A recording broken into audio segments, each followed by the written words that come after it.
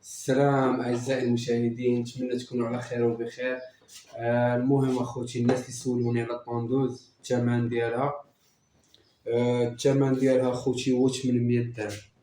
800 درهم وماكينة زوينة اللي تقدر تخدم بها وتتعلم بها مزيان. ماشي خفيفة بزاف ولكن متوسطة ديال الناس اللي يلاه بادين.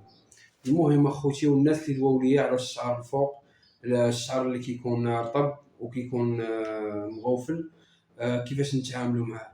الطريقه اللي تتعامل معاه، ديما الشعر رطب ديما ضرب باندا غير صغيره. الشعر بحال ديالي حاش، الا طلعتي ماشي مشكل. نتمنى تكونوا فهمتوا هادشي اللي بغيت نوصل لكم دابا، حيت الا طلعتي في الشعر حاش ماشي مشكل. الشعر رطب ديما كنضرب باندا لتحت وكنهرسها ونقص شويه من الفوق، وغتطلع لك تحسينه زوينه. وما تنساش تخلي واحد جام